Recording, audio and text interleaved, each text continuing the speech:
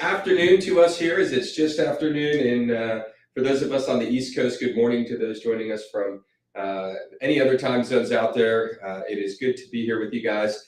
We've got some folks here in our office, as well as the rest of you joining us all over the world via the web. So thank you for being here. We were just chatting here internally. This is the first time really since pre-COVID that we've kind of redone both live and online at the same time. We've done some live classes here and have for quite some time, but we have also done a lot of online classes, and so we're mixing the two of them up and combining them together so that we can have one full event and we can do more education and not have to double up, but talk and educate more people in the process. So for those that don't know who I am, my name is Jason DeBono. I'm the president here at NuView Trust.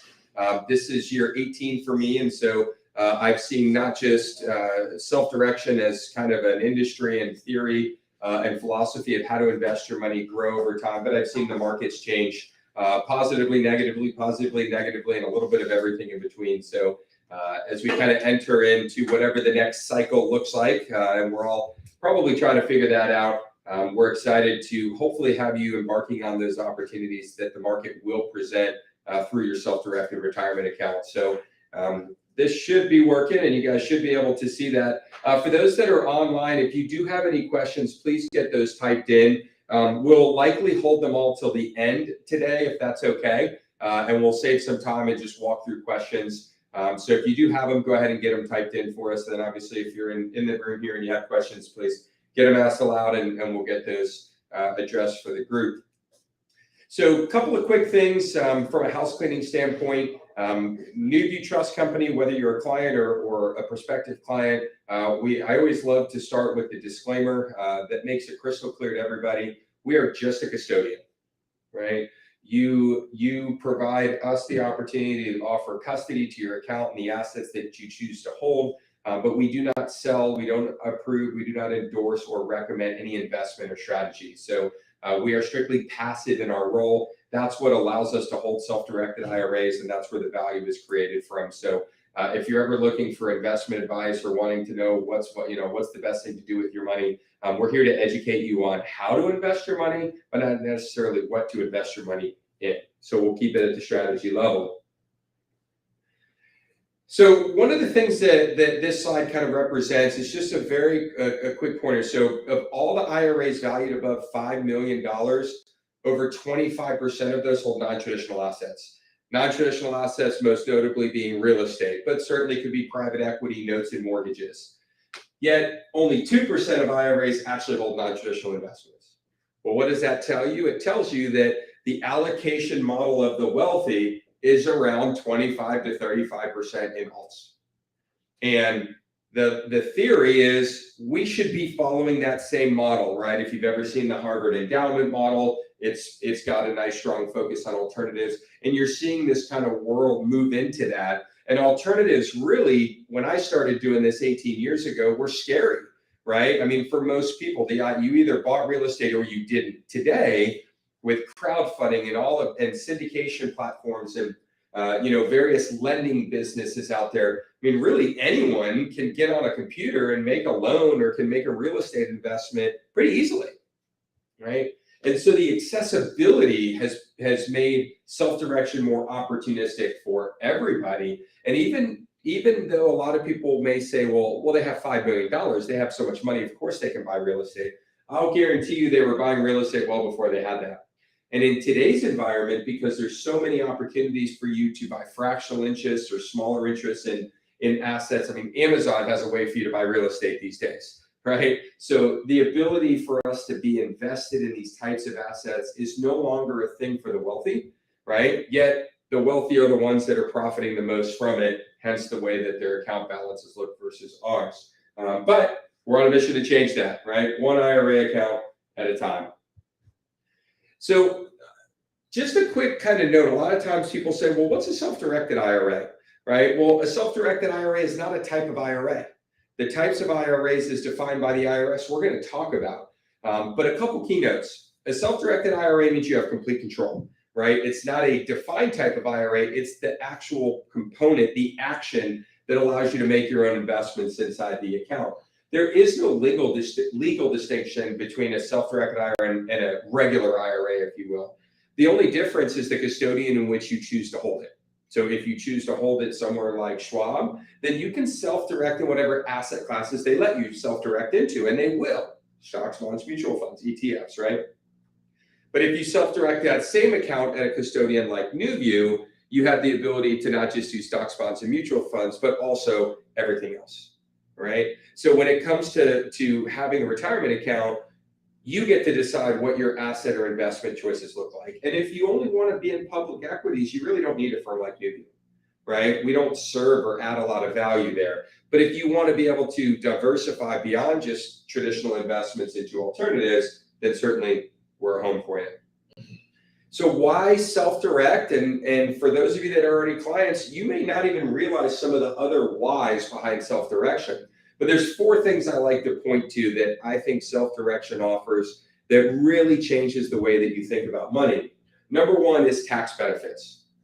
Now, I'm going to talk on the next couple slides about accounts and the taxes associated with those accounts and the benefits, because one of the things I think we tend to leave behind is tax benefits. And I'll touch on that here in a bit. But from an IRA standpoint, I'll go so far to say is an IRA is the best legal tax tool that exists to everybody. There's a lot of great tax strategies, right? But they tend to be schemes, not in a negative manner, but schemes, meaning they have to be thought out, processed, managed. Your IRA is 100% tax advantaged from the day you start it, just by depositing money. You don't have to think about what you buy or don't buy. You don't have to think about buying on this day or selling on this day. You don't have to think about the asset class. You don't have to think about all of these ancillary items. You don't have to pay, right, a group of people with big green visors on to tell you how this scheme works. It's literally available to everyone. And on top of all of that, there's an option that's 100% tax-free. So I'll ask you guys a question, both here in person and online. If I said to you today, right, you could pay me 20 grand and you pay no taxes the rest of the year, right? And that'll just prepay your tax bill for the year. You're going to filter quickly and say, well, if my tax bill's over 20 grand likely, then that's a good deal, right? And we're going to jump all over that. Yet the IRS gives us that opportunity every year in a Roth IRA to eliminate taxes, not just for the year, but forever. Are we taking enough advantage of that, right? So we're going to talk about that here in a second. Second major benefit is diversification. Now, diversification means many things to many people, and there's no right answer. I think we'd all agree if you put all your eggs in one basket, that could be a challenge. But diversification can come in the form of not just buying different asset classes, but buying in different geographic areas, right? So I may like to be in the real estate market because I know it, I understand it. To suggest I have to go buy stocks for diversification seems foolish. Why would I go buy what I don't know just to call it diversity? But if I really want diversity, then I can go across asset classes, right? I could own some commercial and some residential. I could own residential in Orlando as well as owning residential in Milwaukee as well as California and New York. So I have the ability to diversify not just amongst geographics, but also amongst asset class. And that is something that you cannot get in the market, right? I'm not a stock expert. I certainly won't claim to be. In fact, I'm probably one of the worst stock investors that you've ever met. But if you go online like I do every morning and check the Yahoo Finance page and just see where the market's at, it usually is either green or red. You don't see, it's not a very Christmas themed page, right?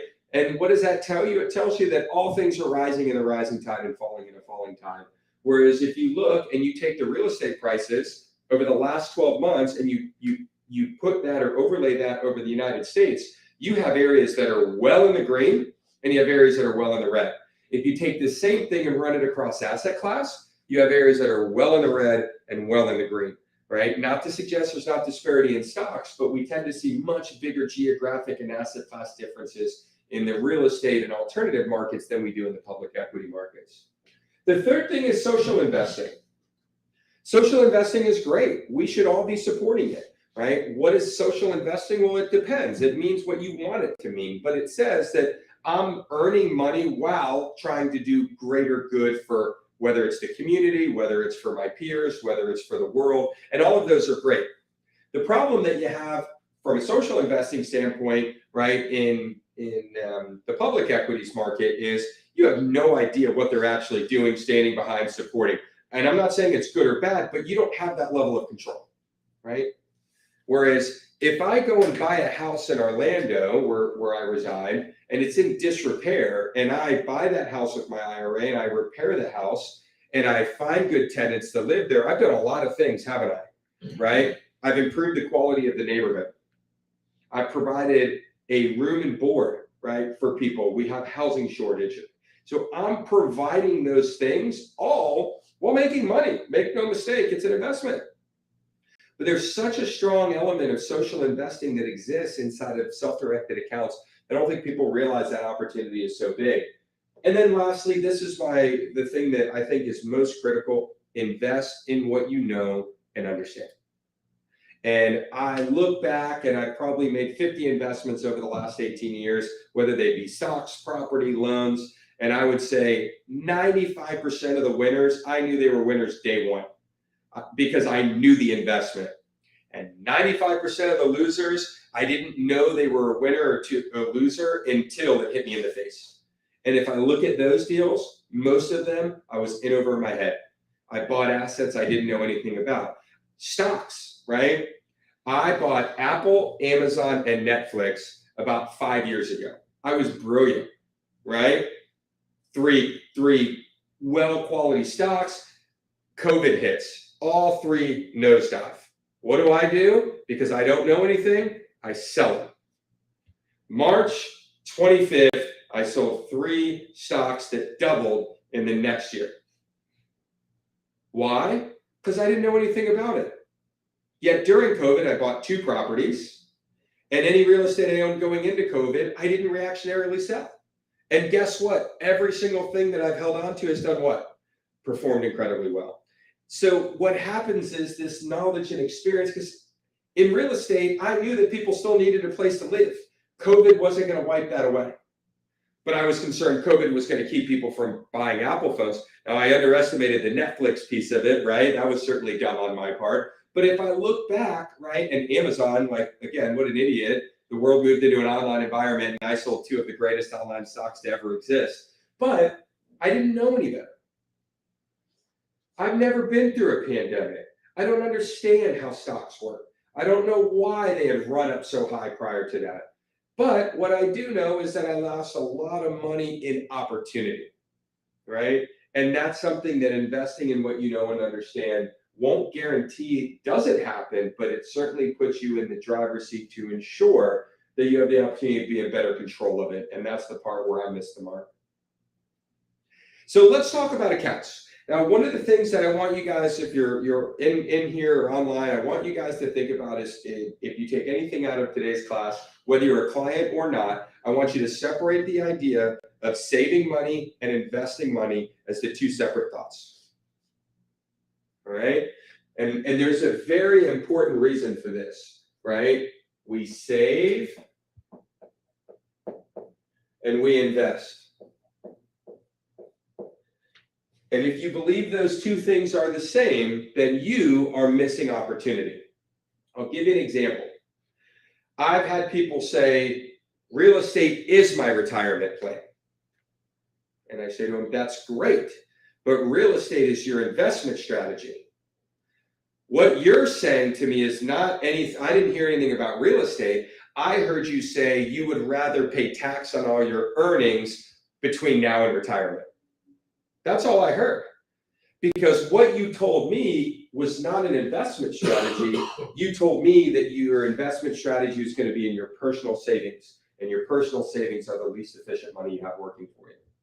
So when we talk about save and invest, yes, sometimes you do put these 2 things hand in hand, but they are 2 separate decisions and should be thought of separately. So typically, right, when you save, you have 3 places that money goes, and there may be a 4th, right?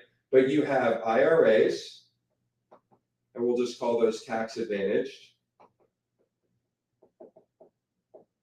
You have personal, and you have business. Right? You typically have 3 buckets of money that you will accumulate over your lifetime. Now, you can have some sub-strategies of that, right? You may use life insurance as a saving strategy. Well, life insurance isn't really the investment component, right? If it has a cash option, but that may fall under your personal, or it may fall slightly under your IRA.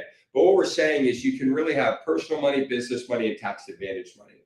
When you have tax advantage money, that money is the most efficient money you have. So I'm a big believer that you save as much as you can across every opportunity that you have. But if I have a dollar to put somewhere and I don't need it to live off of today, it's going into a tax advantaged account. Guaranteed. Why? Because I don't want to pay tax any more than I have to. So when we come through this process and we come and start looking at IRAs, you have two types of personal plans.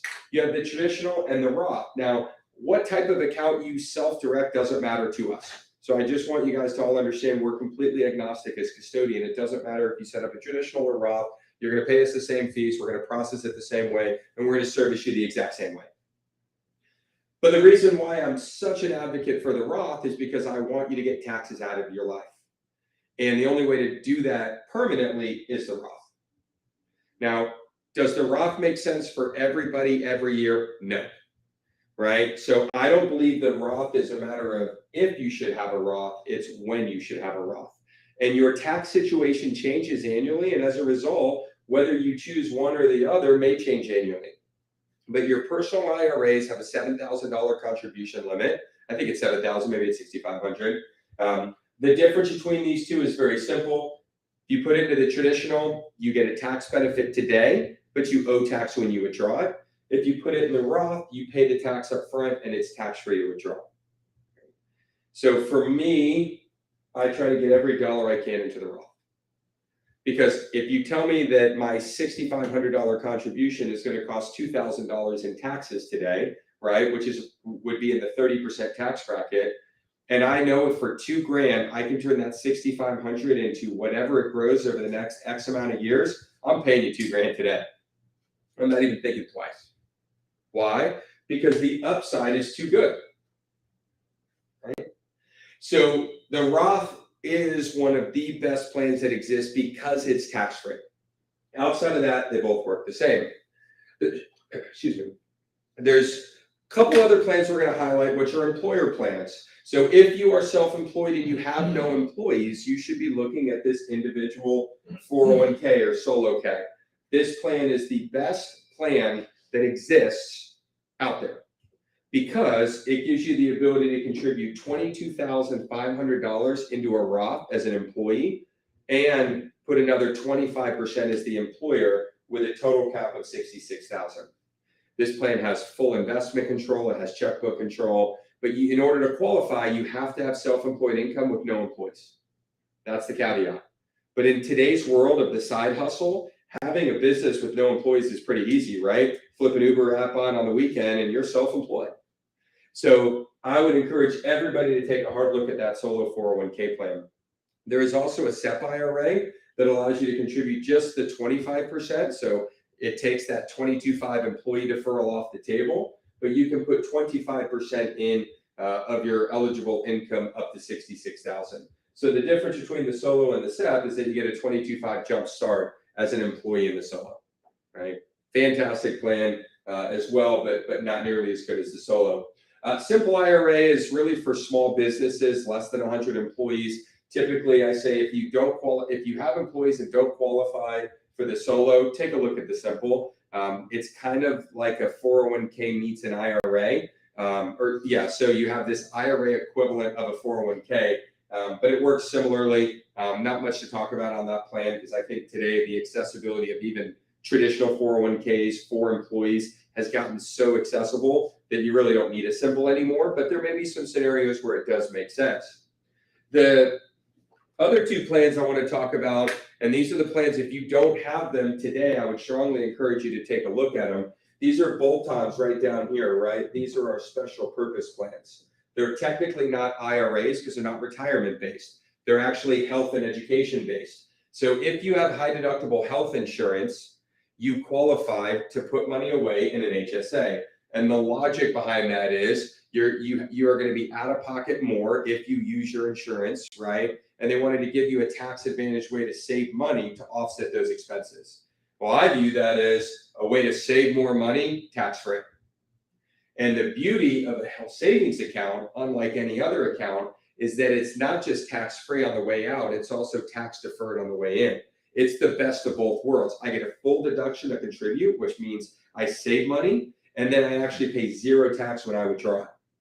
That's a sweet deal, right? If I only had a few grand and I had to put it in any one of these accounts, I'd probably max out my HSA first because it's such a cool plan. That plan is 100% tax-free for educational expenses.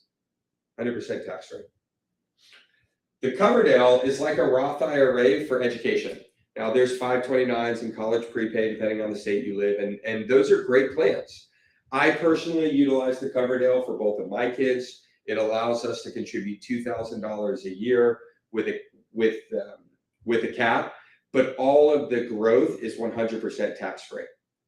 So my logic is 2,000 times 18, right? $36,000 plus whatever we can grow that money to over time. That should be ample amount of money for someone to get through college.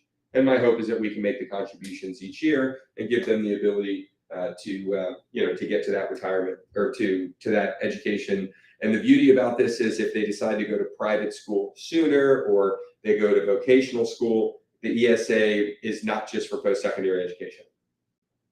Whereas like 529 plans have some limitations on what can be taken out prematurely. So love both of these plans. I call them bolt-ons. If you have an IRA with us or don't have an IRA with us, bolt these accounts on. This is what I do personally. You can pair and partner all of these accounts on a deal together. That's the beauty, right? So even though you may think, well, my HSA only has $8,000 in it, why would I self-direct it? It's not enough money. Well, if that $8,000 can buy 8% of a $100,000 investment right alongside an account that has $92,000, the return is the same return, right? And if that return inside that HSA beats the 0.01% you may be getting to have it at HSA Bank or to put it in, what you're doing in public equities, then it's an opportunity to not just have the account from a savings standpoint, it's an opportunity to boost your investment strategy inside it. Because remember, our goal is to create as many of these buckets, right? And then move over here and say, all right, what's my investment strategy, right? And how does that work in what account? So as we kind of wrap the kind of quick overview of the plans, make sure that you're taking a hard look at your accounts. If your money is not in a Roth today, you can convert it and pay the tax. Is it worth it? I don't know.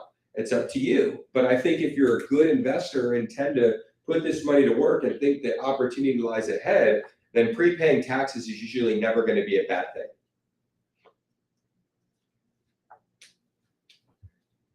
But just remember, it's not a one size fits all. You have multiple ways to put money away. And then we can talk about investment philosophy and strategy on how to put the money to work, right? Save it first, put it to work second. So everything that we talked about, traditional Roth, simple SEP, solo QRP, and 401k, HSA and ESA can all be self-directed. Every one of those accounts can be self-directed. And that means that you can partner them alongside each other. You can make individual investments in each account. However you choose to do it, and we'll talk about that here at the end, can all be self-directed. So what can you do? Well, let's talk about what you can't do. I call this the toddler rule, right? Now, I chase a 3-year-old around the house all the time, right? And generally, we're not walking around saying, do this, don't do this. What are we doing? We're saying, don't do that, don't eat that, don't climb on that, right? And the goal in raising toddlers is that you hope that you tell them enough of what's a no that they understand where the boundaries are for yeses, right? That's exactly how the IRS is treating us when it comes to the rules around IRAs. They don't tell us what we can do. In fact, the code doesn't say you can buy real estate. The code doesn't say you can buy stocks and bonds. It doesn't say that anywhere. What they say is what you can't do, right? So I guess in some ways I'm analogizing the fact that the IRS is treating us like toddlers, right? But they're not wrong because they know that there's no way for them to list everything that's possible. So what they want to do is list everything that they don't want you to do. And if you think about their logic, or best attempt at logic from a congressional and IRS standpoint, is that they really want to protect the integrity of the IRA from a tax standpoint. And the more that I've been doing this, the more I realized they're probably right. Because if I have an account that's 100% tax-free and I can do whatever I want with it, what do you think I'm going to do? I'm going to funnel every damn dollar I can, legally, illegally, to get tax-free. And I would just use it. It would no longer be a retirement account, it would be a tax evasion tool. And the IRS says, we're just going to put some restrictions that ensure it stays an IRA and doesn't become a tax evasion tool. So how do they do that? Well, they do two things. Number one, they restrict your investment classes to life insurance, to no life insurance, no collectibles. Super straightforward, super simple. Not really that big of a deal, right? No life insurance, no collectibles. Well, that's pretty straightforward. And the reason they don't want you buying either of those is because life insurance is for your heirs when you're dead, right? That kind of violates what the retirement account is designed for. And they don't like collectibles because the valuations are impossible for them to monitor and manage. And so they don't want you withdrawing money out of withdrawing a painting out of an IRA and calling it worth 50 grand when it's worth 50 million, right? And doing that to evade taxes. So the restrictions are really on what we call disqualified persons. The IRS says they don't really care so much about what you buy, they care about who your IRA is doing business with, because they know that it's likely the people that are going to cause the problems, right? And they're not wrong. We're going to try to shape or form that we can to get that tax-free money. But just remember, the deal that you make with the IRS is very simple. I agree to save X dollars into this IRA, Roth or traditional, and you agree not to tax me until I withdraw it, or you agree to tax me up front and not when I withdraw it. And the IRS says, we'll abide by that agreement. We agreed to give that to you. But you agreed that you are going to earmark this money for retirement and you will get no benefit today. And that's where people get hung up, because they forget the pact that they made. So what you traded was time, but what you got was tax-free. Great trade any day of the week. But what most people now do is say, well, I don't really want to give up time. I want to go buy my primary residence. The IRS says, you can take the money out of your IRA and buy your primary residence, but you're going to pay tax and penalty to do it, because you buying your primary residence is not what was the agreement when you set up your IRA, which is to be a passive investor until retirement. So if you're looking for personal tangible benefit from your IRA, you're just not going to get it, right? Owning a stock doesn't mean if I buy Home Depot, I don't get to go in and grab my flooring and walk out, right? I get no benefit. If Home Depot issues a dividend, it doesn't come to me, it goes to my retirement account. It's the same rules when we self-direct. We don't make new rules. Yet, because it's tangible assets, people want tangible understanding, right? And the reality is we just can't get you there. If your goal in setting up a self-directed IRA is to live in the property or to loan it to your business or to somehow try to get your personal hands on it in a tax-free manner, it's 99 out of 100 times prohibited. If your goal is to simply take that IRA that's sitting in the market and move it into assets that you know and understand that have the social impact that you want, that give you the ability to invest with the tax savings, and you want to do that for the greater good of your retirement, then self-direction will be the best thing you've ever done. So the IRS says you cannot in any way do business, your IRA cannot do business with you, your parents, your grandparents, your children, your grandchildren, or the spouses and businesses of any of those parties. You, your parents and grandparents, your children and grandchildren, and the spouses and businesses of any of those parties. And the reason and rationale for that list, the best that I've been told, is that that's the estate and probate list. I don't know why they chose those people, but I did not specifically designate brothers, sisters, cousins, aunts, uncles, nieces, nephews. They are not considered prohibited. Now, I will say prohibited is both direct and indirect. So if my IRA, for example, if my IRA cannot loan myself money, which makes sense, right? The IRS says if you just loan your IRA to yourself, you're basically using your IRA tax-free. We don't want that, right? That's not a true investment. But if I can't do that, it doesn't mean I can loan it to a friend who loans it to me. right? That would be the equivalent of the indirect issue that we have. So if they're on the list of prohibited parties or disqualified parties, you likely can never do business with them in any shape or form, direct or indirect. In addition to that, the IRS has what's referred to as a per se prohibited transaction. And what that is it says, hey, just because someone's not on the disqualified list doesn't mean that we don't expect the same intent for the IRA to be kept. So for example, if my IRA does a deal with my brother, right, who is not disqualified by definition, but I do it at terms that are well below or well above market to get money in or out of my IRA, the IRS says that's a per se prohibited transaction. So it's not carte blanche, do whatever you want if they're not on the list, but nothing if they're on the list. It's actually nothing if they're on the list, but still act in good faith if they're off the list too. So one of the things I always ask in a transaction when people usually are telling me this whole scheme they've got cooked up and they're going to loan the money to their brother, sister's cousin's neighbor, who's going to give it to their dog, who's going to bury it out back, and then they're just going to conveniently unbury it and go use it. Like, is that okay? And what I usually end up telling them is, number one, if the money ends up in your hands in any way, shape, or form, whether it's directly or indirectly, and no matter how many stops you put through it, it's probably prohibited. The second thing from a transactional standpoint is I always ask them when they tell me about this deal is I'll say, I tell you what, before you tell me anything more, if my IRA came into the deal instead of your IRA, would the terms still be the same? If the answer is yes, then probably you're okay because it means that me as a stranger could invest in the same manner. But if you were like, well, I mean, we're kind of, then that's a sign that, hey, this may be a sweetheart deal. And the IRS says you can do sweetheart deals with your personal money because they're going to gain the tax somewhere. But you can't do sweetheart deals in your IRA. So hopefully that makes sense.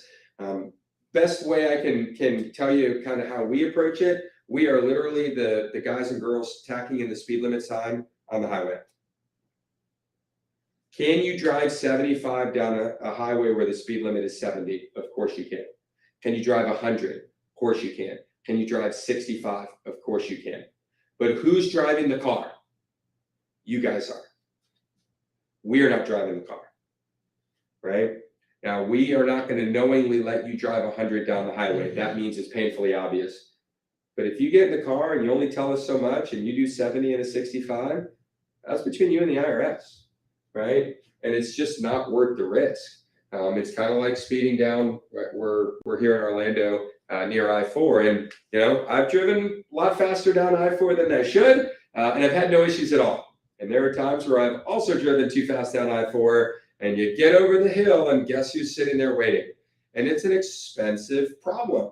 And you realize that you didn't really get there much faster by going 10 over the speed limit, yet the expense that you have to pay and the time and energy is a much bigger setback. So we are not the police, nor are we the judge and jury, but we do believe passionately about self-direction. We believe it's an amazing tool. The fact that the IRS lets us use IRAs in a tax-free manner to buy and sell whatever investments we want is huge. Let's not ruin it for us or for the rest of us. Let's follow the rules and take full advantage of the opportunity that presents itself. So I'm going to go through this. I'm going to go back to the whiteboard and use that for the rest of the time here. But I want to highlight just a couple of things just to make sure we're all kind of getting the same information. And that is that, what types of assets can you buy in an IRA? Well, there are three asset classes that our clients are predominantly in, right? The first one is real estate. Now, real estate comes in all different shapes and sizes. I remember when I first started, I always thought like real estate was a rental property. I never really understood. Real estate is everything, right? So certainly you have your single family, multifamily. We have clients that own boat slips. We have clients that own burial plots. We have clients that own easements that have billboards erected on them. We have clients that own just about every type of property you could ever imagine on the residential and commercial side. If you name it and it's deeded in some way, shape, or form, an IRA can do it, including international real estate. So we see all of those inside IRAs. The second thing is private equity. Private equity really just means it's packaged up private investments. So technically, stocks are called public equities. So if you can kind of translate public equities, private equities means it's basically stocks or stock equivalents, but private. Now, they don't always have to be business. So we see a lot of business through LLCs and through C Corps, but we see a lot of real estate syndications. We see a lot of private enterprise. We see a lot of trusts and joint ventures. So any kind of activity that's done through private equity, it's not so much the asset class that matters. It's the fact that it's packaged up and securitized and sold as some sort of private equity investment. And then the last one is debt, promissory notes. We see debt of all kinds, residential, commercial, secured, unsecured. We see debentures. We see structured settlements, which is another form of debt. Any of these things technically fall here if there's usually some sort of coupon to pay, kind of like a bond, right? You put in a certain amount, you're paid a certain percentage or some form of predetermined return. Any and all of those would fall under promissory notes. And there are a variety of structures that we've seen, and I'm sure there's more that we haven't seen yet that we will eventually.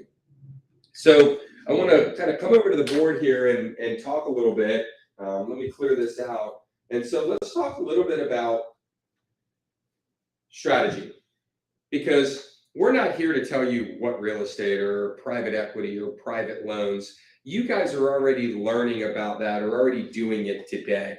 What we're here to do is help you connect the dots on how to combine those things.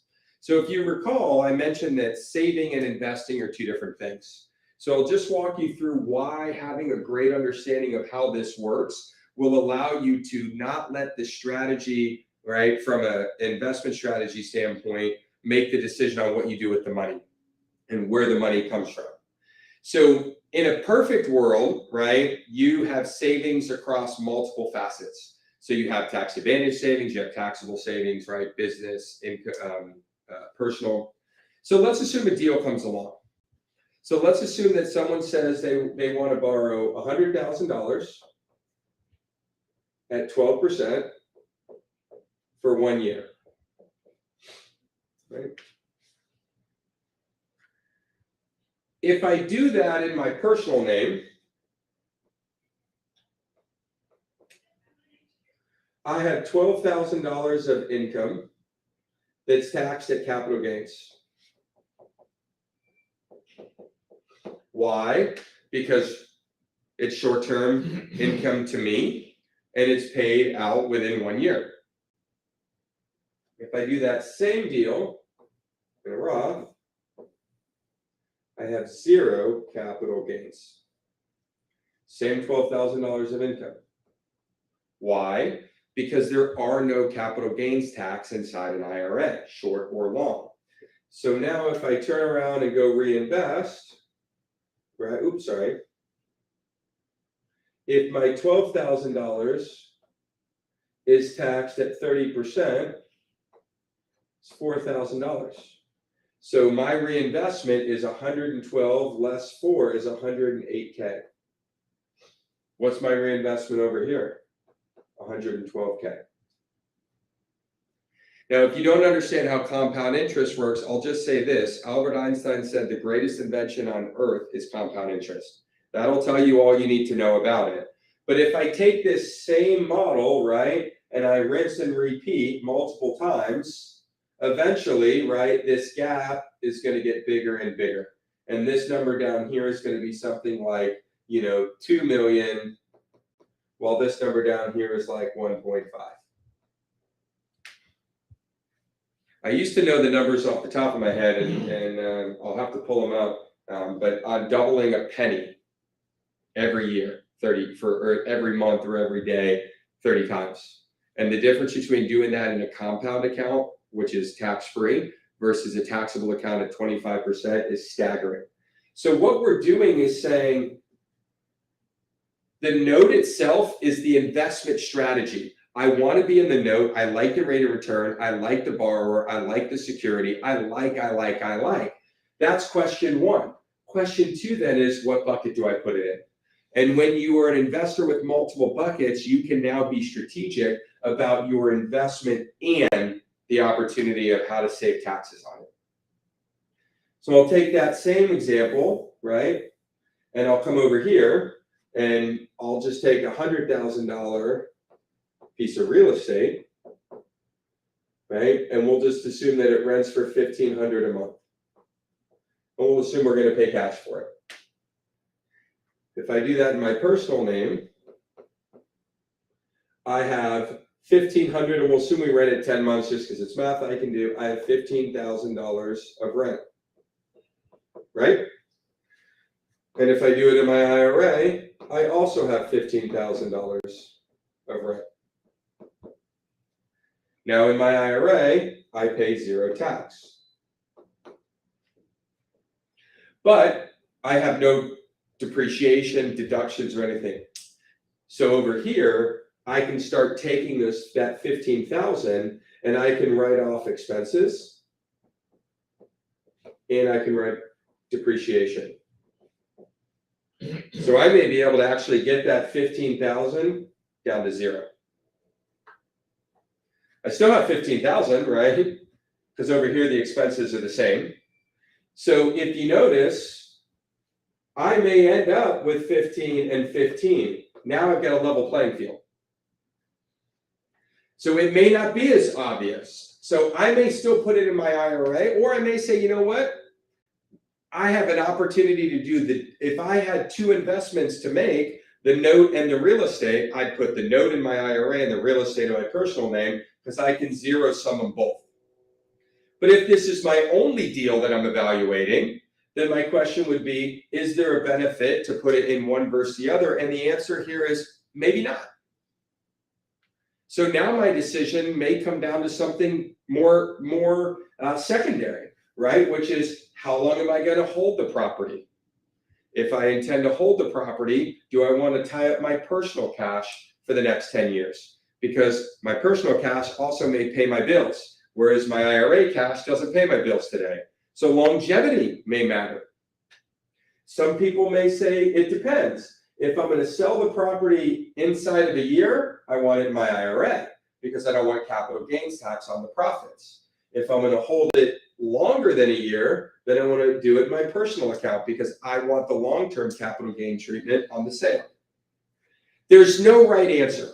All I want you guys to understand here is that as an investor with a self-directed account, you now have another tool to strategize secondarily to your investments. Because you could be the exact same investor, making the exact same investment, right? Right up here. Same deal. But I'm going to have more when it's all said and done than you, even though we took the same risk, invested the same amount for the same duration because I use tax efficiency. Same thing down here, right? I want to invest where the tax efficiency is going to be best rewarded. And in real estate, because I get a lot of personal deductions, it may be more rewarded over here. I invested into a small apartment syndication, and I was really mad at myself because I didn't have the cash to do it personally. Now, I liked the deal and I still made the investment, but I gave away the bonus depreciation. Now, it's okay because the investment in the deal is going to be better than what I was doing in cash or in stocks. So the deal was great, but I left some tax efficiency on the table because if I did it with my personal money and got the bonus depreciation, I could have had a bigger write-off on my personal tax return. Now that's whining about little things, but as investors, finding deals is hard. Evaluating deals is hard. Feeling like they're good deals is hard. So why would I just stop there and say, I got a good deal and then make it not as good of a deal because I settled for the easiest way to get the easiest investment and didn't put it into the most tax efficient vehicle? So let's talk about the 3 ways to make an investment with retirement money. The first way, cash. Right? That means 100% of the cost of the investment comes out of the IRA, and 100% of any return on investment, dividends, etc., goes back into the IRA. So income and expenses all flow through the IRA.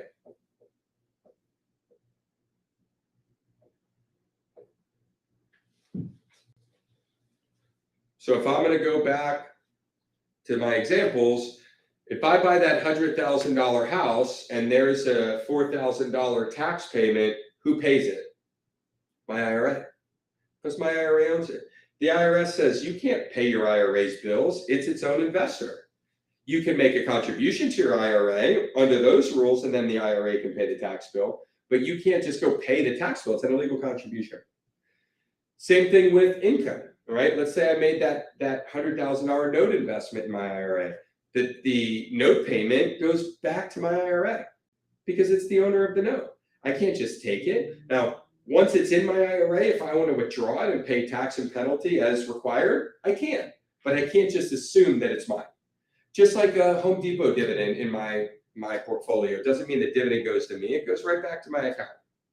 So when we look at this from a cash standpoint, it's the easiest. It's probably the most common way our clients buy, but everything in, everything out. Right? The beauty of this, there's no tax, right? Even in a traditional, there's no tax until you withdraw it. So your transactions are 100% tax-free. If you do this in the Roth, the entire investment will always be tax-free forever, right? The second way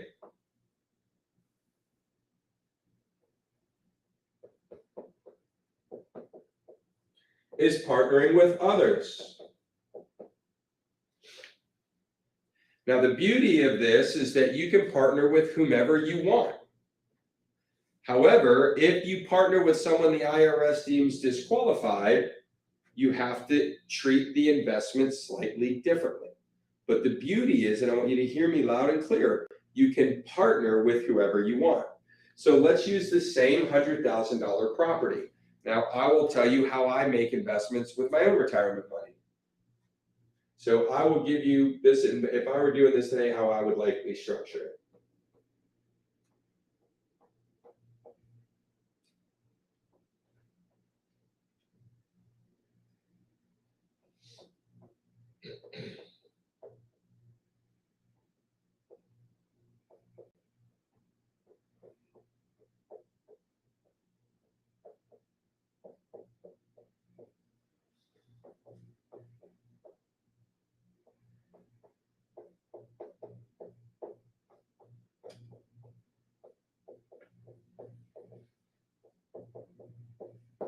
If I were doing that deal today, this is likely how I would structure it. I would put 40% into my 401k Roth, 40% into my 401k traditional, 10% into my son Tyler's ESA, and 10% into my daughter Delaney's ESA. That would be how I would plan to structure that today. So what does that mean? It means that 40% of all income and expenses flows through my Roth, 40 through the traditional, 10 through Tyler's ESA, 10 through Delaney's ESA. Now, what that means is that I need to be certain that not only do I have the money to cover the 10% or the 40%, but that I have some cash reserves to cover the expenses. Because the IRS says I can do this deal with disqualified parties because none of us did business together, right? I bought this. You notice we all engaged with the transaction for the house, but not with each other. When rent is paid, it works the same way. When expenses are paid, they work the same way. Now, because these parties are disqualified, I cannot do anything along these lines. That would be prohibited. So in the event that there was a roof that needed to be replaced for 20 grand and I didn't have the 2 grand in my daughter's ESA, it would cause a problem. Now, I could make the contribution if I was eligible, right, and solve the problem. So there's ways around it, but just make sure that you don't just anticipate, well, whatever, I'll just pay it out of my Roth because I have ample cash in there. It doesn't work that way. All right, it doesn't work that way. So when you partner with disqualified parties, you are permanently writing ownership into the stand. Now, let's take this same exact transaction and let's just assume that instead of these being different accounts, right? Let's just assume these are 4 unrelated parties. So party A, party B, C, and D. No relation, right? The four of us here in the room did this deal, and we're all unrelated, non-disqualified. The rules still work the same, money in, money out, pro rata split, none of that changes. But remember this example here of this account not having enough money to cover an expense? This account could cover it for them. Why? Because they're non-disqualified. As long as they created some fair and equitable agreement between them, they could do it. So I could turn and say, hey, I'll pay the $2,000, right? Because I know you're out of money, and then I will take $100 of your rent every month until I get my $2,000 back, right? Plus whatever interest or however we agree. I can make these agreements here because I'm unrelated. So when you party with people, you should be careful too. But when you partner with disqualified parties, you are a lot more limited in what you can do. But the reason why people like to partner with disqualified parties, like I do, is I like to be able to manage all of the accounts that I control at once into the same deal, if the deal's good. I personally like to partner more on notes than real estate, only because my two ESA accounts are small balance. And so I lose flexibility, right? What if we wanted to add a second story or had some value add play? So I may partner my own accounts where I feel like I've got cash if I really needed it to do something else on real estate, but I may put these accounts on a loan, right? Because there is no expense side of a loan. That goes back to saving, investing, and then find the right investment strategy and figure out the right savings vehicle to use to make it happen. Does that make sense? All right. Third way to buy real estate, and I say real estate because this one is only for real estate. Cash and partnering with others is actually good for any investment, meaning you could partner on any asset class. You could pay cash for any asset class. But for real estate, real estate is the only way that has a third way, and that's with a non-recourse mortgage. Now, we're just going to scratch the surface. If you're interested in getting a non-recourse mortgage, you're going to want to go onto our YouTube channel and take a look at the actual videos, on non-recourse loans, so that you're more understanding of exactly how they work, because we're just going to hit the cliff notes today. A non-recourse loan is really nothing more than it's referred to as a debt coverage loan. It means the loan is secured by the debt coverage. So if you think about non-recourse, a lot of commercial property is non-recourse naturally, right? So we're in an office building here. The mortgage on this office building is really based on the building's ability to repay the mortgage, not the owner's ability to repay the mortgage. Whereas in a single family home, I live there, it's my pay. What do I make? How do I earn my money? How secure is that? Because I'm the one that's required to make the payment. But in commercial, it is ultimately the tenants, etc. What's really cool is that the non-recourse loan does apply and is used regularly in real estate for residential. In fact, we have a list of lenders that will write non-recourse, and all it means is that the IRA is obtaining the loan without the IRA owner guaranteeing it. And the only thing the IRA can offer to the bank or lender as collateral is the property itself. So the way these loans work is my IRA wants to buy that $100,000 house. The bank is going to say, because it's non-recourse and there's no personal guarantee, we're going to want probably 30% down, which isn't scary because it's an IRA, right? Then they're going to take the balance of $70K and they're going to issue me a loan. And they're going to look at that and say a $70,000 loan probably costs, I don't know, $700 a month. Right? And they're going to throw in all the other things like insurance and taxes. And let's just say it's $1,200 a month is what this loan is going to cost me. They want to see that this property has rent greater than the $1,200, because it's ultimately the rent that's making the mortgage payment. So if this property has rent comps for $1,600, right? That's a pretty no risk loan to the bank. So they'll write me the loan to my IRA. I'll put my 30 grand down. I'll collect the $1,600 and pay the $1,200 in the form of the mortgage on a monthly basis. In the event that I stop paying, they take the property. They cannot go after me, the IRA owner, or the IRA. They can only take the property. So typically, like I said, they want a higher down payment and they want to make sure that the debt service is going to be covered by the income in that particular property. Now, one thing that I'll touch on in every transaction in an IRA, with very few exceptions, is tax-free. You buy, you sell, you buy, you sell. You either pay tax when you put it in, like a Roth, or when you take it out. But there are two scenarios where you can have a tax that the IRS has or the IRA pays. One is called UDFI, and it's because you got a mortgage. The IRS says, we are going to give you the $30,000 or 30% of the income off that property into your IRA tax-free because the money originated there. But 70% of your income came from money that you're actually using that's borrowed money. And as a result, 70% of that income, we're going to tax you at UDFI. It's not a scary tax. We have hundreds and thousands of clients that do this, even though they have that tax. So don't be scared of it, but know it exists. The second tax is called unrelated business income tax.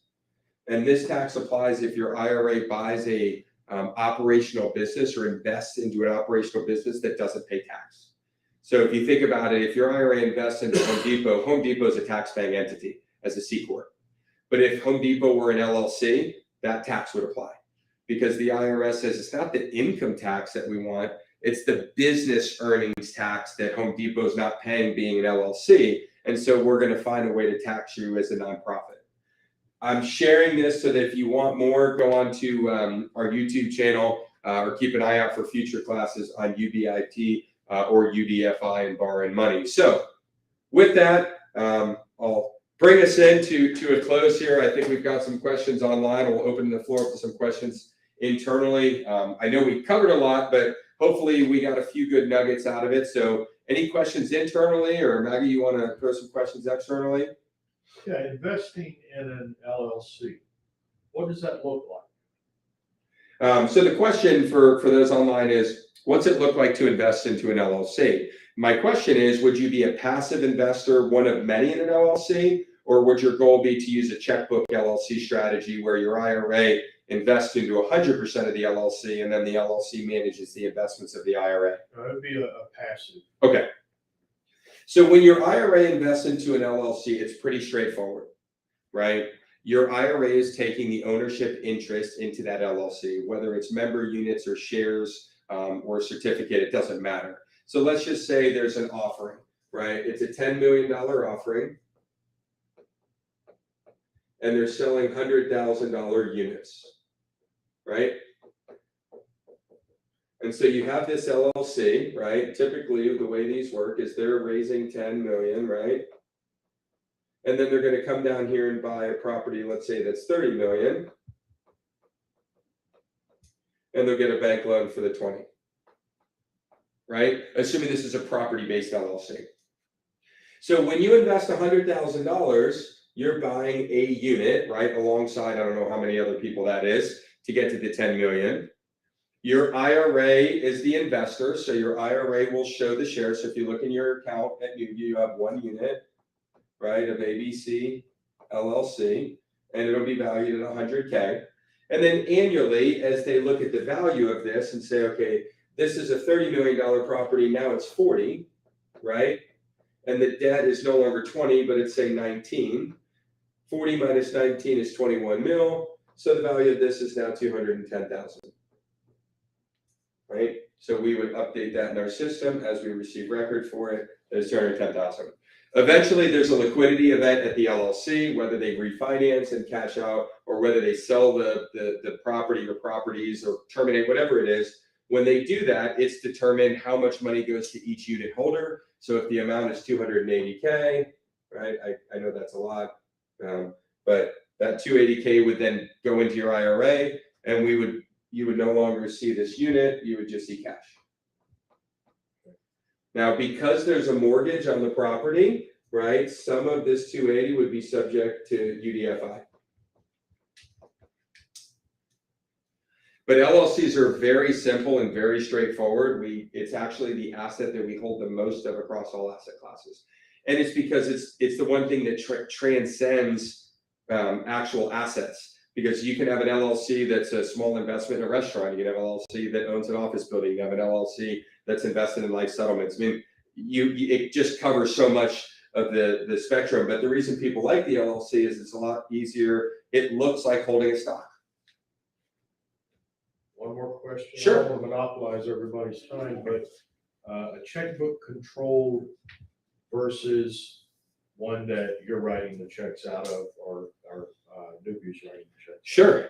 So the question is, what's the difference between, and I'll paraphrase, what's the difference between a custodial IRA and a checkbook IRA?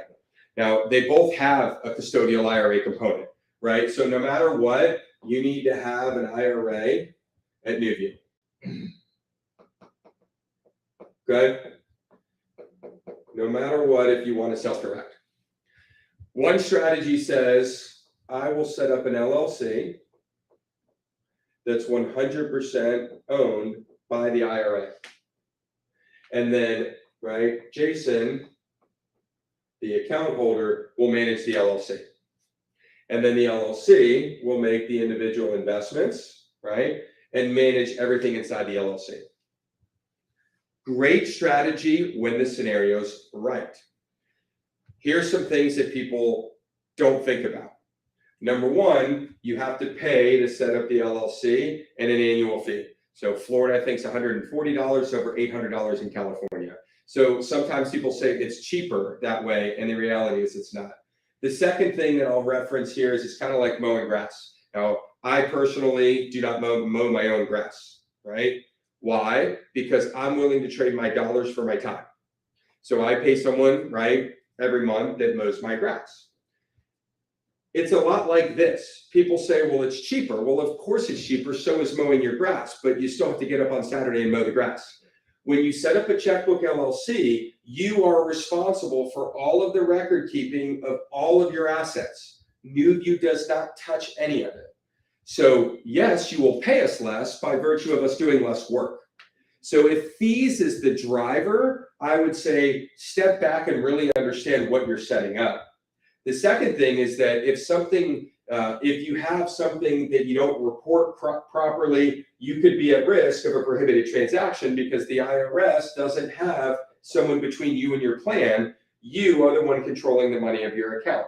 I've seen people take distributions illegally and get themselves in big trouble. I've seen people not track stuff. I've seen people commingle money because they get a rent check and they put it over here into their personal account accidentally.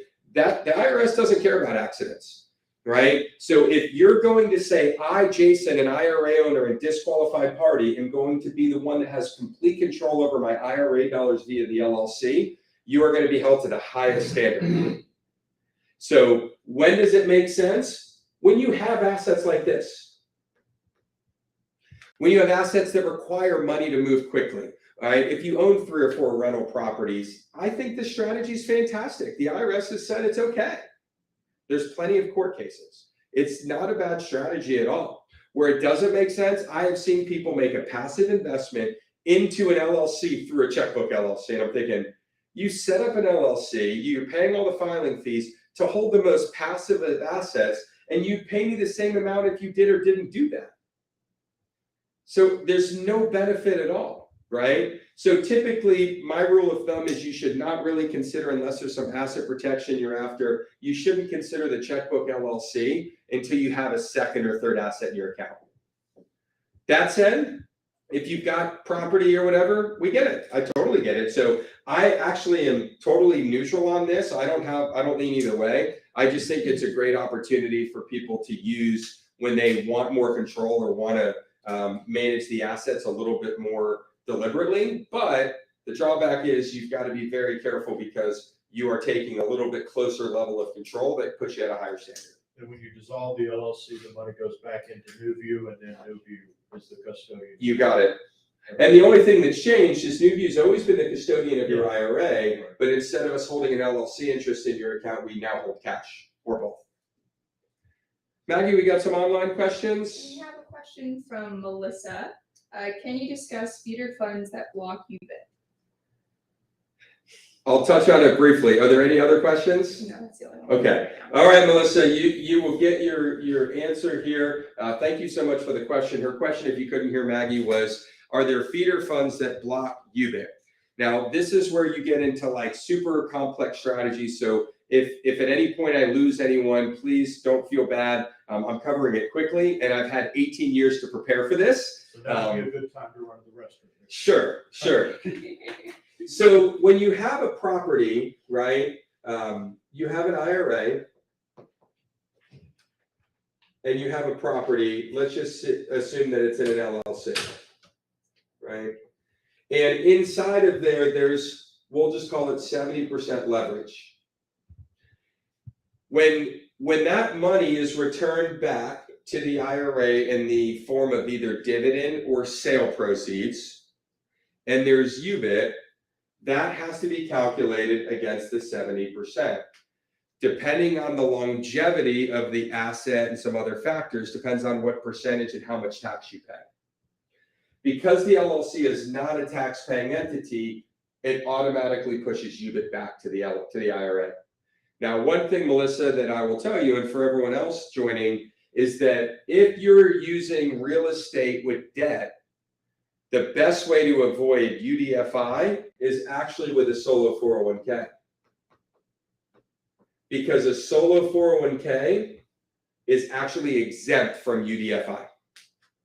So if my IRA made an investment into an LLC that had UDFI because it was leveraged real estate, and I did it through my solo, I'm not subject to the tax. So that's something to consider. But let's assume that I don't have that option. What we've seen is what's called a blocker corp, and it's set up as a C corporation. The IRA invests into the blocker corp, and the blocker corp invests into the LLC where UDFI would be occur. The LLC is owned by the LLC investment is owned by the C corp. So if it sends money back here, this entity is not subject to UDFI, but it is subject to C corp taxes. The idea is paying taxes as C corp, depending on the structure, is likely less expensive than the UDFI tax. Because this entity paid tax, when I return the profits back to the IRA, there is no UDFI tax because it's not a pass-through entity that was invested into. So what you've done is you've moved really the tax from here to here, and the ideology behind it is that this C corp can offer you a lower tax rate than the UBIT tax rate for an IRA. That's a very short answer to a very complex question. So Melissa, I hope you got a general understanding. Feel free to chat, and if you want to set up a call with me, I'm happy to walk through it with you a little bit more deliberately. But ultimately, this is what I love, and I appreciate the question, Melissa, because it's all about strategy, and we're trying to find efficiency. And a lot of times people would say, why would I go through that? Well, if I can pay 15% here instead of say 25, and I'm making these numbers up here, that's 10%. If the number is big enough, it's worth the time and effort. Same investment, I just want to keep more of it. That's all. So that's what we love about IRAs. It's all about keeping more of what you invest and more of what you make. Certainly, we scratched the surface on a lot of things today. Thank you for the questions. Thank you for the time. We'll wrap up if there's no more questions. We do run these classes on a weekly basis, so please take a look at the newsletter that comes out, or take a look online on our website, and you can see the various topics. You should see new topics 3 out of 4 weeks. And the goal is for us to continue to find ways to drive education. If you don't see a topic upcoming, please take a look at our YouTube channel. We may have already done something more recently, and you can watch those. If you are not listening to the All About Alts podcast, a podcast that we host, that comes out every Wednesday. You can find it on all the major podcast channels, but we certainly would love, if you're not listening to that, take a look.